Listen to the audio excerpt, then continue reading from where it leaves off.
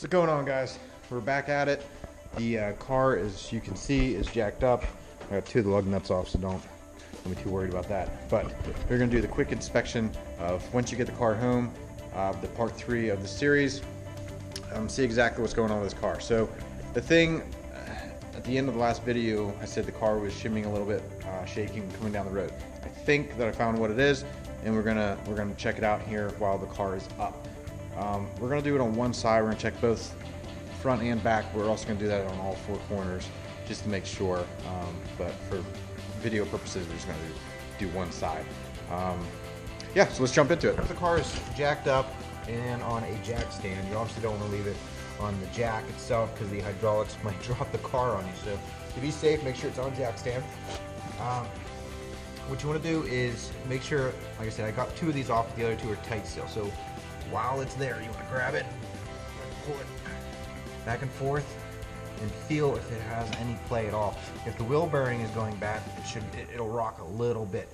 Also, you got to be wary of the bottom ball joint, or just ball joints in general. You could be doing this and you think it's a wheel bearing, it's actually the ball joint if it's really, really bad.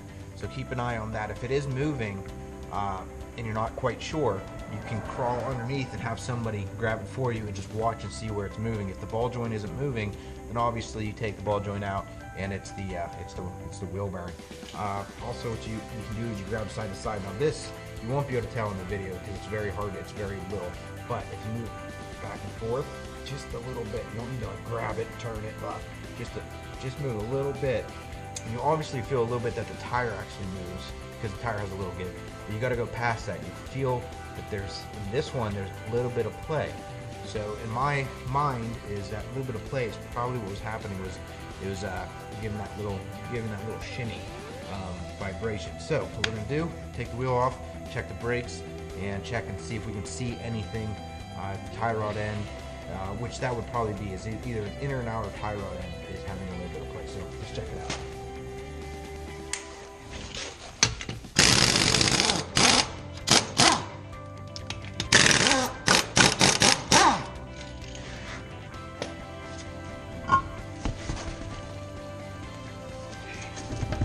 Okay, so once the wheel is off, you can look at the brakes. In general, they don't look too bad. You can see that as long as they're not like deep gouges. This car's been sitting for a while, so it's going to have this, but that's not bad. I can't even feel it. Like I can see it, but I can't even feel it on my finger. Same with the back side. There is a little more on the back side. Doubt you guys will be able to tell with the lighting. I'll see if I can get a better light. But the pads look really, really good. So there's still lots of life left in this, which I think we replaced the caliper on this one and the pads not very long ago. But as you can see, hopefully, that everything is a little rusty on this. Like I said, it's a PA vehicle, so you're going to have that. The bushings back there look to be in a little rough of shape, so we might have to replace those. But what caught my eye right here, so look at that, a tie rod end. Whoop, air compressor. Okay, got that shut off. Got a little light in here, so hopefully we'll be able to see it. But the tie rod end boot is shot, and more than likely that's where the play is coming from. I'll be able to tell if I can get, my wife comes back, she'll be able to grab the wheel. I'll tighten everything back up, grab the wheel, and I'll be able to should be able to see exactly where the play is coming from. So keep an eye on that. Also, just start these they go bad. Let's see if this thing has any play. Let's see if I can get it up there. I don't know, can you guys hear that or not? So that one, the ball joint inside, these are stabilizer linkages. The stabilizer goes the whole way to the other side and stabilizes everything. And these links, they got little ball joints inside of them up here, and that one has some play. So we'll replace that. They're not too expensive, so that's not too bad at all. Let's see what else can we see in here. Check the springs, the shocks, see if they're wet, if they're leaking. That doesn't look too bad. They're rusty as all get out, but they don't look actually too bad. See if the boots on the CV shafts are ripped. Don't see any rips, but that bushing there, that's giving me the looks. I think I'm gonna have to check into that, see if we need to replace that bad boy, see how much that'll run. But all in all, let's see if we can see. Okay, let's check that bottom ball joint right here. Now this one, you can, I don't know if you guys will be able to see on the camera, but it's actually starting to dry rot. So being that this type of ball joint is pretty darn easy to replace because they just got two bolts holding it in, and then the nut up here, these are actually really easy to replace. So it's not like a Preston one. You don't need a special tool to do it. So we will probably get a price on that as well to replace that. We'll do them on both sides. Yeah, so other than that though, front end doesn't seem too bad. So let's jump to the rear and see what it looks like.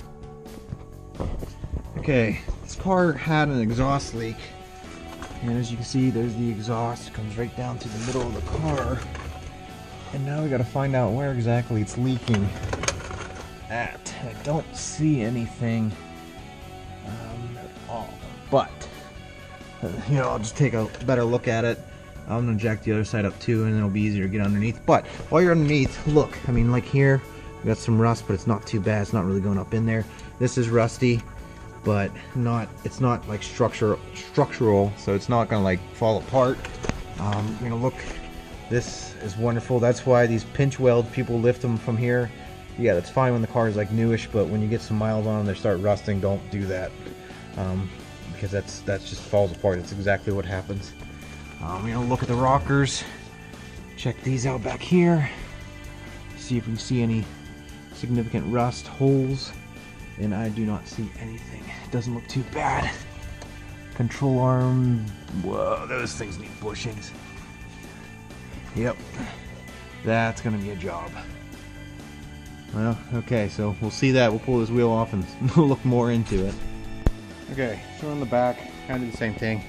Took two of the nuts off, and we're gonna do pretty much the same thing. Check them for the wheel bearings. You want to make sure they're good. These are tight. Those are good, but like I said, those bushings back there aren't, and that looks like that's going to be a pretty big job. It looks like you got to rip the whole back down on the car out. You got to rip it all out. It's not just connect. It's all one piece. So it's not like the Mustangs. You can replace the control arm bushings with new control arms, and they just bolt in. But this one, it's all one big piece. So that's going to be interesting.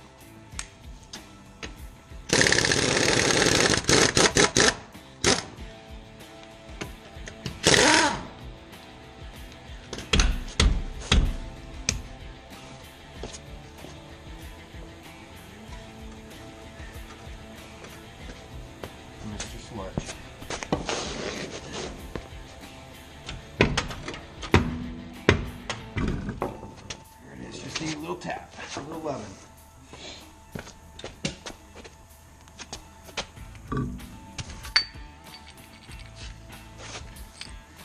Okay, that's supposed to go in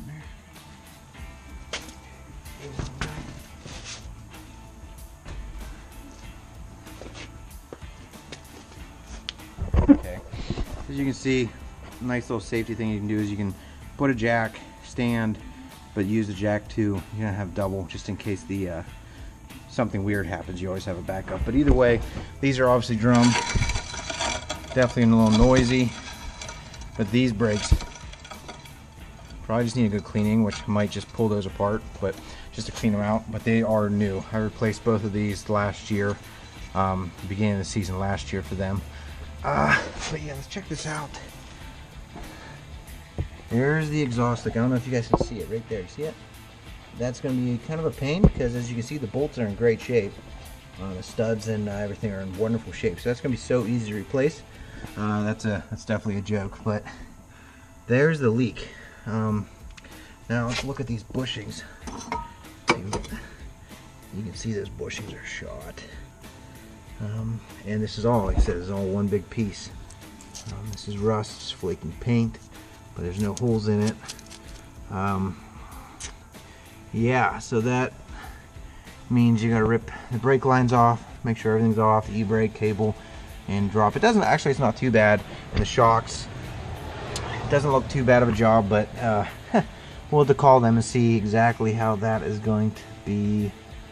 See how much those bushings cost, and then we got to get a new exhaust for it. Because I mean that's like impossible getting that off without something breaking. Well, it'll definitely break, but it probably won't ever seal again. So we'll see what we can do with that. I mean the springs, everything else looks good. The shocks aren't leaking any. I don't see any seepage, so that looks good. No rust except for right here, which we can probably somewhat fix that.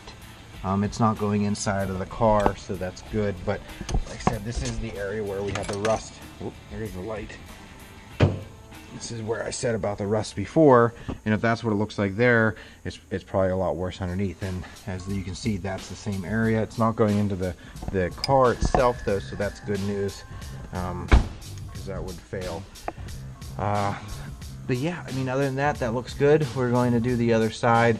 Like I said, pretty much the same concept. What we're doing is just looking over everything, checking to see if you have any bigger problems. I had a 98, it was a 98 Mustang GT, and I checked it on a rainy day. That's why also in the first video I told you to check these cars out in a nice sunny day, so you can crawl underneath them, look underneath, everything like that. I didn't do that. I went because I really didn't care. If it breaks, it breaks. I can fix it. But this car underneath had like a little hole, and I'm like, that's not good. I poked it, and I just started Swiss cheese. Just started poking holes through it. This car looks pretty solid. Like I said, bushings, tie rod end, stabilizer linkages. We'll probably just replace all that, and ball joints. Probably just get all that replaced. So it's all brand new parts underneath the front end of this thing. Rear end, I'm gonna check in those bushings. Who knows if I can even get them? I don't know, but we'll see what we can do. And the exhaust. So all in all, this might be a few $100 to get fixed. I think the exhaust is probably gonna be the most expensive part. But I'll have to let my niece know, Jade. But either way, that's where we're at. Hopefully, like I said, this gives you a little bit of help. If you do decide to get a car and you bring it back, you don't need to really necessarily take it to a shop or anything yet. You can do this all at home in your own garage or out in the driveway. Just pulling the wheels off, look at everything over, seeing if there's any play, anything's loose. If there is, obviously you need to get it replaced. You don't want to be running around with something that's going to fall off, or tie rod ends. That's what happened with that tie rod end's a little loose. So I'm like, we're replacing that. The Durango had that issue, and the problem with that was if a tie rod end snaps, that's your steering. So if it snaps, your wheel will just flop back and forth. So you can't actually steer the car, and it's a safety issue. I mean, you can crash, which that stinks, but you can also harm somebody else that's coming the other way. So that's why doing these inspections is very important, because you're not just risking your own life, but you're risking other people's lives. So when you're checking these vehicles over, if you're having somebody check them over, make sure they're doing a good job. You want to make sure you're getting quality work done, especially like if you're getting inspection stickers done. Don't just get licking sticks, because something like this, if it's the brake, you can harm somebody, and then the guy that did the licking stick could get in trouble because he said it was good to go. So just keep that in mind. Yeah, like I said, guys, this is an easy way of doing it. It takes a few minutes to pull the wheels off. If you don't have air tools, you don't need air tools. You can do everything by hand. So if there's anything else, like I said, this is the deep mechanical stuff, but there's more that goes into it. We'll actually get videos of fixing this car too, so you know how to do the ball joints, tie rod ends, and stuff like that. But for now, this is a little video of the quick mechanical stuff of checking the inspections. We might do another video on the negotiating, and I might get my wife in that, because my wife is a beast when it comes to negotiating. So anyways, guys, hope you enjoyed this one, and catch me on the next one. See ya.